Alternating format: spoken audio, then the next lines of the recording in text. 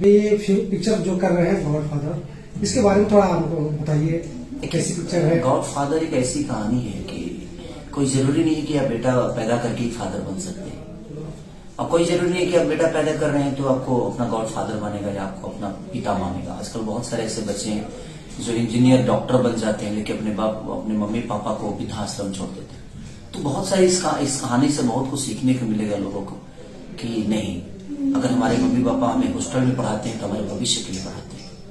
और हम अपने बच्चों को ये है कि इसमें मम्मी पापा का भी एक है कि आप जब बचपन में उनको आपकी जरूरत होती है तो आप उनको पढ़ने के लिए भेज देते हैं और वो मोहब्बत आप दे नहीं पाते उनको। तो जो माँ बाप ऐसे करते हैं क्योंकि आपके संस्कार से दूर हो जाते हैं, वो आपके परवरिश से दूर हो जाते हैं और किसी और गाइडेंस में चले जाते हैं।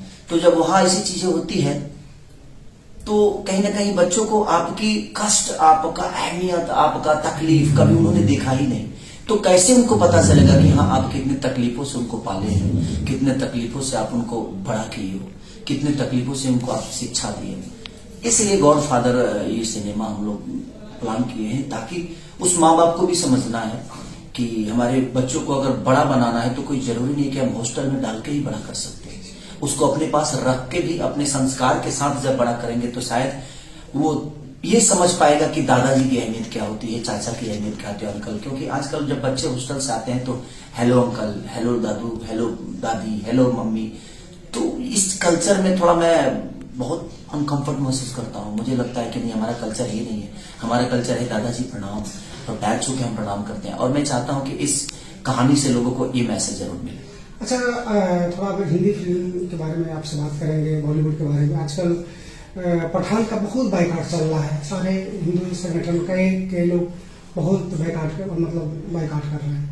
इस पे खेसारी जी आपका क्या कहना है? आप कैसे देखते हैं? मेरे कहने का मतलब कि कुछ लोग हैं जिसको बोलते हैं, लेकिन मुझे लगता है कि संगीत का कोई कलर नहीं होता, धर्म का कोई रंग होता ही नहीं है। हम मान लेते हैं धर्म का कोई रंग नहीं होता है। हर धर्म में जिसको जो समझ में आता है वो पहनता है, जिसको जो समझ में आता है वो करता है। और मुझे लगता है कि संगीत का कोई मजहब नहीं होता। संगीत तो एक पानी की तरह है, वो जहाँ पे आज हम वो अंटवान हुआ जो भी जगह होता हम समझ में नहीं आया, उसके बावजूद भी हम उसको एंजॉय किए। लोग बाइकाट कर रहे हैं, आप पठान को? मैं संगीत को बाइकाट कभी नहीं कर सकता। पठान फिल्म को आप? मैं भी देखा नहीं, उसमें क्या है क्या नहीं, इसलिए मैं कोई प्रतिक्रिया नहीं दे पाऊंगा। मैं देखूंगा, उसके बाद अगर सवाल करिएगा तो मैं बता पाऊंगा कि हाँ उसमें क्या है, बाइकाट करने लायक है या उसको एंजॉय करने लायक है।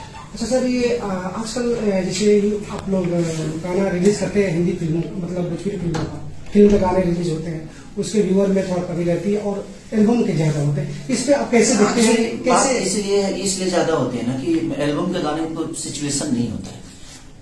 कुछ भी आदमी गाता है तो उसको लोग एंजॉय के लिए गाता है, लेकिन सिनेमा के गाने जो होते हैं वो सिचुएशन से है। जैसे कि सिनेमा एक परिवार की तरह हो गया, तो परिवार में आप कुछ भी नहीं कर सकते। अगर और जो लोकगीत हो गए, जो गाने हमारे एल्बम के हो गए, वो दोस्त वाली हो गई कि भाई अगर दोस्तों के साथ हैं तो हमारे पास फ्रीडम है, वहां कोई बंधन नहीं है। लेकिन वो चीजें हम अपने घर में नहीं कर सकते। तो और घर क्या होता है, सिनेमा क्या होता है कि परिवार की तरह होता है। तो परिवार में बहुत सारी चीजों को बाकायदे, क्योंकि वहाँ रिश्ते होते हैं, वहाँ चीजें होती हैं।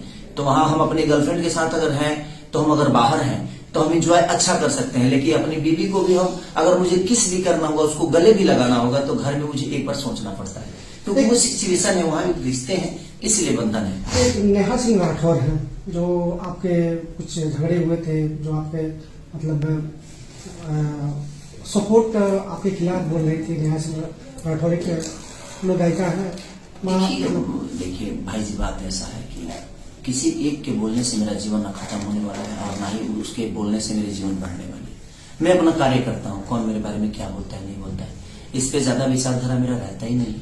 ठीक है, उन्होंने कुछ बोला होगा, मैंने सुना नहीं है और मैं सुनूंगा भी तो कोई रिएक्ट नहीं करूंगा, क्योंकि मुझे पता है कि जिंदगी में जब आप आगे बढ़िएगा तो दुनिया भूलेगी। सबके नजर में आप सही नहीं हो सकते। आप अपने परिवार की नजर में मम्मी के लिए अच्छे होते हैं तो बीवी के लिए बुरे हो जाते हैं, भाइयों के लिए अच्छे होते हैं तो कभी भतीजों के लिए बुरा हो जाते हैं। तो जब आपके परिवार में ही कई सारे नेचर के लोग हैं तो ये तो समाज है। इस समाज में किसी को मैं समझ में आता हूँ, जिसको समझ में आता हूँ वो कभी मेरा बुराई नहीं करता और ना ही मेरा बुराई करेगा, वो मुझे प्यार ही करता है।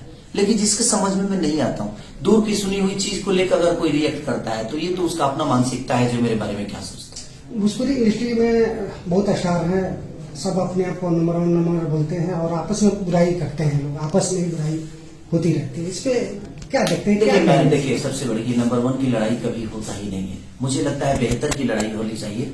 और मैं जब भी लड़ा हूं, किसी ने कुछ बोला था कि यहीं से चीजें शुरू होती है, यहीं से खत्म होती है, मैंने ये किया, मैंने वो किया, उस प्रतिक्रिया पर मैंने उनको जवाब दिया था। ऐसा नहीं कि मैं अपने आप को नंबर वन बनाया था, वो नंबर वन बताने की वाली बात ही नहीं थी मेरी।